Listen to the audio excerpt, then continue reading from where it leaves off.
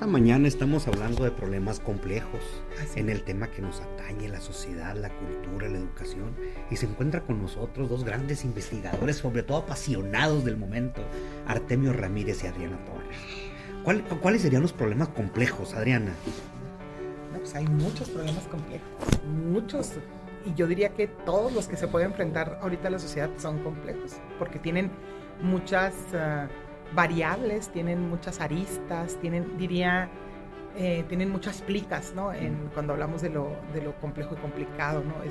Tienen muchas plicas, y creo que ante estos problemas tan complejos, porque yo le agregaría el tan complejos, no solamente complejos, sino sumamente complejos, no tenemos una educación que responda realmente a que el estudiante cuando sale pueda hacer frente a este tipo de problemas. Vivimos todavía en una educación fragmentada, segmentada, disciplinar, multidisciplinar, en donde a lo mejor encontramos algunas disciplinas, pero trabajando en paralelo, no integrándose como tal. Entonces, todo esto implica que el estudiante, lo que les estamos dando es ese conocimiento segmentado que cuando sale y se enfrenta a los problemas complejos, reales, pues no tiene manera, no tiene herramientas para poderlos atender, ¿no? En varios momentos yo he comentado que la educación superior como está, no es más que lo mismo en 1917 a la fecha. Maestro, alumno, papá, alumno. Y he predicho desde el 2015-16, cuando tuve la oportunidad de estar en educación superior, que si seguimos igual, la educación superior va a colapsar en el 2030-35. Bueno, y ahorita lo vuelvo a decir. Y me preocupa tanto, Artemio, Adriana, me preocupa tanto que el muchacho no tiene ganas de aprender y que nosotros, los maestros, no somos capaces de, en principio, además del conocimiento práctico o técnico, en principio, sembrar y cosechar ganas de que el individuo, llámese alumno de 18 o 19 años, tenga ganas de aprender. Sí. ¿Cómo ves, Artemio? Es que, bueno, lo que he visto yo es esta cuestión que mencionaba Adriana, o sea, la problematización, o sea, pero llevarla de una manera consciente, o sea, el chavo ahorita, o sea, no empatizamos con él. Es lo que iba a decirte. Hay barreras generacionales y precisamente por esa dogmatización del aprendizaje que tuvimos. O sea, es difícil entender la realidad actual del joven, porque nosotros nos educaron con otro paradigma de conocimiento. Entonces llegas y dices, bueno, ¿cómo lo apoyo? ¿Cómo le entro? ¿Por qué lado lo flanqueo? No sabes, porque ahorita lo dijo usted, de hace 5 años para acá, 8 años para acá, el mundo gira más rápido, se vuelve más complejo. Yo no sé no sé, no tengo ahora sí que los elementos o los argumentos para poder hacerlo. Si apoyaría tu postura de que el chavo no tiene ganas de aprender. Yo creo que sí tiene ganas de aprender, pero él aprende de maneras distintas a las que nosotros enseñamos. Buen punto, o intentamos enseñar. Buen punto. Ahorita yo creo que el binomio enseñanza-aprendizaje ya no es un binomio. Es enseñanza desde la perspectiva del docente y aprendizaje desde la perspectiva del estudiante. Ya no podríamos decir que ese binomio se da por añadidura, ¿no? Estábamos acostumbrados incluso a ponerle un guioncito, enseñanza-aprendizaje. Y ahorita está totalmente disociado, como decía Artemio, desde mi punto de vista, porque yo como maestro no he desarrollado esa habilidad de poder empatizar. Y empatizar no ponerte en los zapatos, como luego decimos, del estudiante, sino conectar con el corazón y la mente con el estudiante. Para mí eso es empatizar. Cuando yo conecto con el estudiante, con el corazón y con la mente, yo digo, es que estoy volteando mi nivel de realidad como maestro al nivel de realidad del estudiante. Y entonces allí yo creo que no es falta de ganas del estudiante por estudiar, sino al contrario, creo yo que incluso ha habido una apertura de escuelas particulares. ¿Falta de ganas del maestro entonces? Yo diría que no sé si sean faltas de gana del maestro. Yo creo que falta de actualizarnos, de cambiar nuestro chip, nuestro paradigma para conectar con el estudiante. El estudiante no va a conectar conmigo. O sea, él vive en otra generación revolucionada, a diferencia de muchos de los docentes, ¿no? Entonces yo creo que aquí es más como yo, docente, me bajo a comprender, a entender, a empatizar con ese estudiante para ver cómo puedo llegarle. Yo creo que llegan los estudiantes con muchas ganas de querer aprender, pero se topan con clases totalmente tradicionales, del esquema tradicional. Sí. Está bien, pero hay que partir de la realidad. Por algún motivo, los que dan clases en primeros semestres de la universidad, por algún motivo no es cierto, no llegan con muchas ganas de aprender. Esa es una realidad. ¿Los estudiantes? Sí, no llegan, o sea, decir, vienen los estudiantes, una ola de estudiantes con muchas ganas de aprender, eso también no es cierto. Me encanta lo que dices de cómo el maestro tendría que revolucionar para entrar en la dinámica, Artemio, en la dinámica de que se dé ese aprendizaje. Sí, claro. Me encanta eso. Pero yo creo que, te digo, difiero un poco ahí porque yo creo que el estudiante sí quiere aprender. Incluso por experiencias personales, hay que encontrarle la forma y lo que quiere aprender. Me toca en las clases de primero, en un grupo de 28 estudiantes, cómo de repente tengo un tema y lo abordo desde mi perspectiva, desde mi nivel de realidad. Cuando me cae el 20 y digo, a ver, estoy hablando en mi nivel de realidad y no la de ellos, y modifico. Tengo un grupo apático y cuando yo modifico la forma de ver la misma situación desde otro nivel, ellos inmediatamente reaccionan. No te digo que el 100%, pero hay una reacción de la mayoría de los chavos a querer levantar la mano y participar.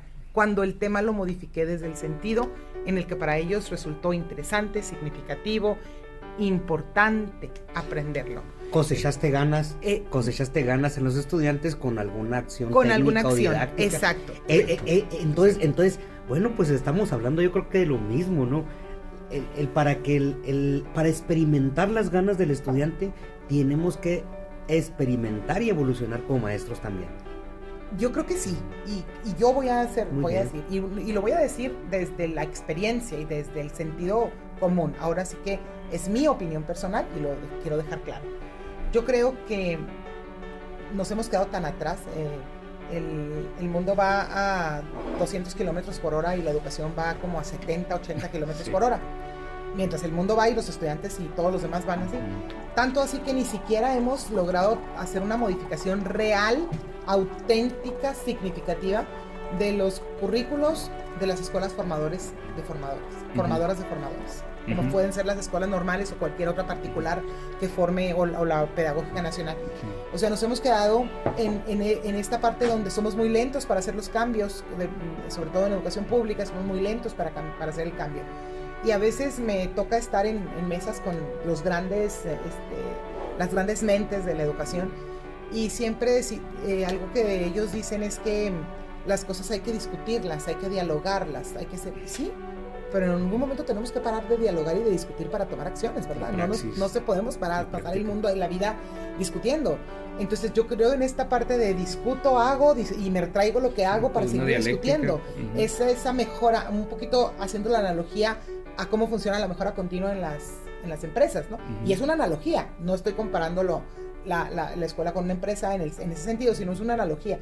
Es que mejoro, llevo y traigo para poder estar a la par en esos cambios que debe hacer. Y a veces nos pasamos el semestre, el día, el año, 2 años discutiendo para hacer alguna modificación al programa, cuando ya esa modificación que hicimos, pues ya es obsoleta en realidad, en un gran porcentaje, ¿no? Por lo que nos tardamos en hacerlo. Entonces ahí entramos creo que en esa situación. No, sí, coincido con la doctora, con Adriana, que esa parte yo veo, o sea, bueno, de lo que me ha tocado ahora que está un poquito más cercano a esta realidad de la educación básica, ¿no? De la educación temprana de los niños. O sea, vas viendo esta complejidad en la disciplina de la educación y te vas dando cuenta de cómo se involucra toda una serie de elementos, de variables que nos dan como resultado esta cuestión, ¿no? Para que los chavos, a lo mejor dice usted, bueno, no, es que hay un desinterés, pues a lo mejor no es un desinterés, a lo mejor es una incapacidad de visualizar qué es lo que quieren, o sea, de no saber decidir porque nadie les enseñó, porque nadie se abocó, sus padres ya, la dinámica social, laboral, los llevó a una disfunción familiar. Y estoy hablando de una disfunción familiar en el sentido de que, sí, pues está unida la familia, pero llega el señor se va a las 8 de la mañana y llega a las 7 de la noche, Si llega bien a le dormir, y si bien le va, porque a veces va antes, la ¿no? mamá también se va a trabajar, llega en la tarde, recoge a los niños de guardería, ya nomás duermen, o sea, no hay una convivencia, los papás no pueden estar con los niños porque no saben estar con los niños, no hay una convivencia, entonces se hace una disociación y el niño no sabe, no recogió esas herramientas que a lo mejor nos tocaron a nosotros porque convivimos de otra forma. O sea, la sociabilización del conocimiento no solamente es en la escuela, o sea, se da también en los hogares. A mí me mortifica un poco, digo me mortifica como me hace reflexionar ya de algunos años para acá, Sí.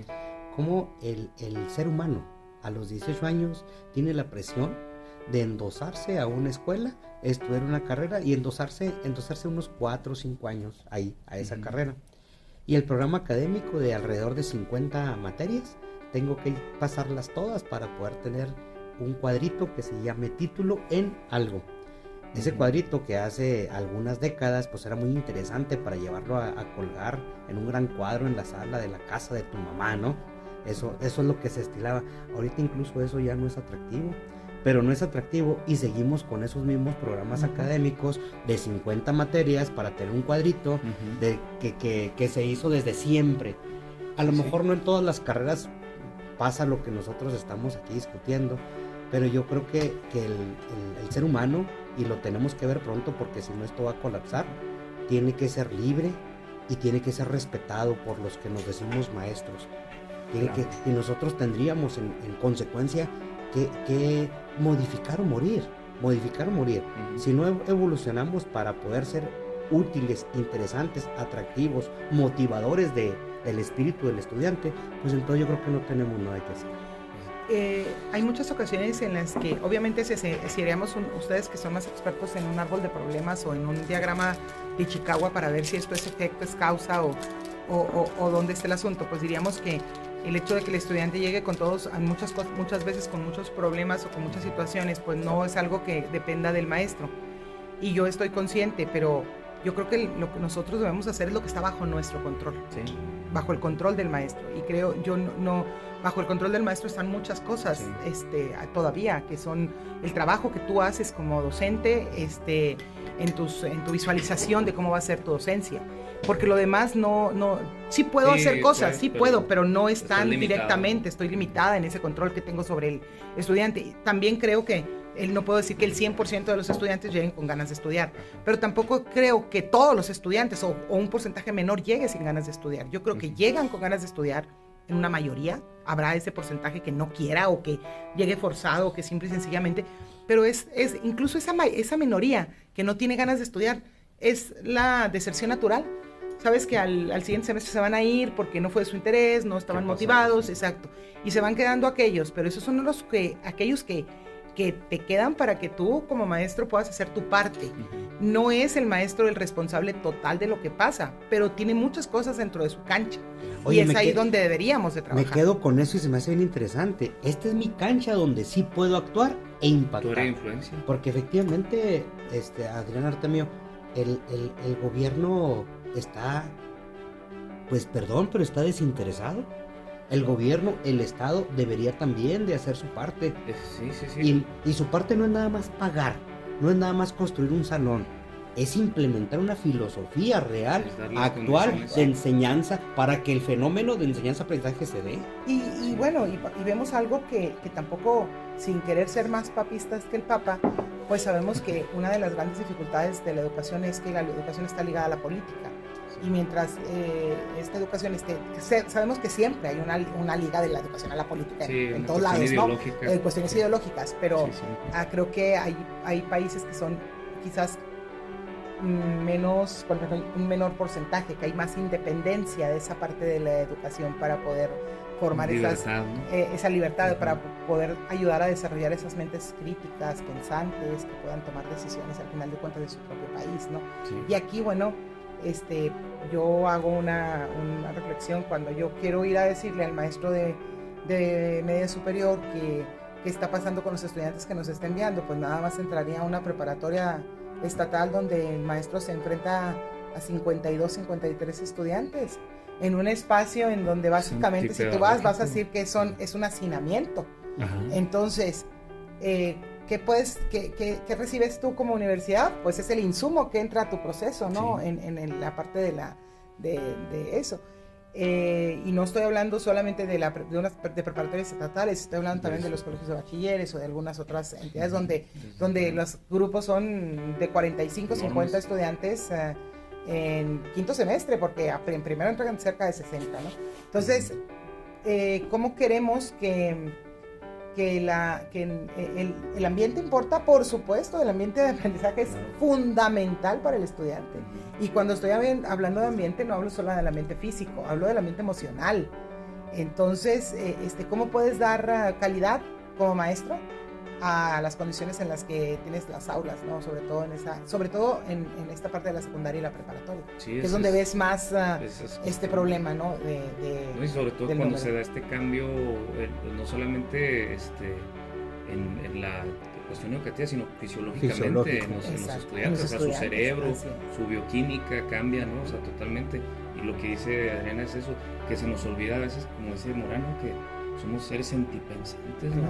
Somos sentipensantes. O sea, somos tanto racionales como emocionales, y a veces dejamos la parte emocional totalmente de lado. Exacto. No, usted viene aquí a aprender. Y nosotros vemos ahora en muchos nuevos modelos cómo se le ha dado un porcentaje importantísimo a la educación emocional, pero pues no se trata solo de tenerla en papel, porque en papel se ve muy bonita, yo puedo tener cosas muy padres, pero en realidad cómo la opero, cómo la bajo, pues o sea, no puedo dar una educación realmente emocional en un salón en el que apenas caben los 50 y tantos estudiantes, uno enseguida del otro con las mochilas sobre los pasillos, donde el maestro no puede ni siquiera a lo mejor pasar y decirle, ver qué está haciendo el chico, darle una palmadita, decirle, échale ganas, ahí vamos, pues cómo, ¿verdad? Y estará bien emocionalmente hablando el maestro también. Exacto. También es algo de entonces, es muy complejo el asunto de la educación.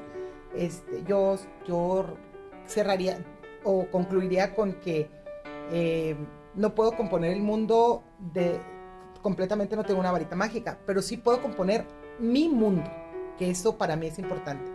Tu cancha. No es mi cancha, es mi mundo, porque incluso es mi mundo, no es el mundo, cada uno tiene su mundo, ¿no? Y en ese mundo. Sí puedo hacer algo en mi mundo de la docencia, ahí donde yo puedo decir qué control tengo. Eso creo que yo lo reflexiono y lo trato de practicar como docente. Hasta dónde puedo hacer cosas y está mi límite. Pues hasta ese límite debo de hacer, porque si yo entro y digo, no, pues los demás no hacen nada, el gobierno no hace nada, todos los demás no hacen nada, pues yo tampoco hago nada. Ahí es donde, ahí es donde yo creo que entonces estamos en una irresponsabilidad. Estarías respirando dióxido. Claro, ¿no? Entonces yo creo que en mi mundo, en el mundo en el espacio, en el territorio en el que me rodea, pues sí puedo hacer cosas. ¿Y tú cómo concluyes, Artemio? Pues yo veo varias cosas ahorita que me saltan hacia la vista, ahorita con esta buena conversación, esta buena mesa, que para empezar, ya el sistema, o sea, la meritocracia es una falacia. Era lo que decía, ¿no? El papel, antes sí hace 50 años mi hijo es ingeniero, mi hijo es licenciado, era una garantía que tú ibas a salir al mercado laboral, ibas a ser empleado, porque esa era la dinámica que había en aquel entonces, la dinámica social era esa. Hoy cambió totalmente, o sea, totalmente cambió. Estamos, como decía ahorita Adrián, o sea, en esa parte de los aprendizajes totalmente obsoletos. O sea, hay una obsolescencia increíble, y sobre todo en los formadores, o sea, desde los modelos pedagógicos que están implementando. Ahorita comentaba con Hassel, ¿no? La cuestión de, veamos los clásicos, ¿no? De sociología, por ejemplo, Durkheim, Marx, Weber. ¿Qué otros clásicos han salido? Me dice, es que son los viejitos, pero es que ahí están las bases. Ahí sigue. Y llegó Adrián y le digo, ¿quién? Piaget, Vygotsky, ¿quién más? O sea, ¿quiénes han salido? Sí, o sea, Freire, ¿quiénes han venido a revolucionar esa Necesitamos cuestión? Torres 2030, ¿verdad? Claro, o sea, reincorporar y animar el debate. Porque el mundo cambia. Ajá. Claro, porque es un sistema complejo y dinámico. Y bueno, son los clásicos y por supuesto hay que estudiarlos y hay que traerlos, pero hay que también esos clásicos modernizarlos. Y o sea, exacto, ¿cómo vería Vygotsky si él viviera, porque murió muy joven a los 32, 34 años?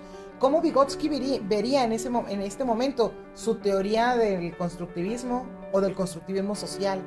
La vería totalmente diferente a cuando él muere, ¿no? La del desarrollo Piaget, del niño, el desarrollo cognitivo del niño, ¿cómo lo vería ahorita ellos? Entonces, no, el clásico es el clásico que revolucionó los paradigmas de la educación, pero ¿cómo lo modernizo? ¿Cómo te digo? ¿Cómo hago esa analogía de Chihuahua? Y bueno, ¿qué haría en este momento? ¿Cómo puedo decir que será todavía Vygotsky como veía en ese momento la realidad del mundo y de la educación? Pues no, o sea, sigue siendo un paradigma, pero ya no, y aparte no puedo decir que la educación pueda ser solo basada en un paradigma, porque entonces estaría limitando la formación si yo solamente me baso en una sola teoría, ¿no? Este mundo tiene millones de años, la era moderna 2024 años. Pero hace nada más 100 años, si nos trasladamos a 1920, México estaba saliendo de otra guerra, de una guerra de la Revolución Mexicana, empezando a reconstruir un país hace 100 años, bien poquito. Hace 20 años, 25 años tal vez, empezábamos a hacer accesible la gran carretera de información, pero que son 20 años contra 1 millón de años, ¿no? O sea, es muy poquito, es muy reciente. Y el mundo pareciera que da vueltas más rápido. El conocimiento, la actualización. Y nosotros muchos seguimos con lo mismo. Y yo pues también con eso me quedo. Me encantaría, por ejemplo, ver que respetemos al estudiante, que respetemos a la institución, que respetemos al sistema. Me encantaría a mí llegar a ser secretario de Educación Pública a nivel nacional, con un presidente de la República que le entendiera, o presidenta de la República que le entendiera. Y, por ejemplo, yo he pensado mucho que el estudiante en esta era moderna necesita libertad para tomar decisiones y no encasillarse en un programa para tener un título. Me encantaría pensar, si tú sales en el año 2025 de la preparatoria, no te puedes inscribir a la universidad hasta el 2026 o 27, que tuvieras 1 o 2 años sabáticos obligatorios para que exploraras dentro de tu ser y hacer cuál es tu vocación. Esa generación de estudiantes que ingresaran después de ese receso a la universidad, yo siento que no tendrían problemas, que serían estudiantes enfocados, claro, con maestros enfocados. Pero bueno, es una excelente charla, ¿no? Sí, a ver quién si ustedes lo permiten, a ver quién la escucha. Sí. Fregón Adriana, fregón Artemio y el de la voz Carlos Manjarres. Saludos. Claro.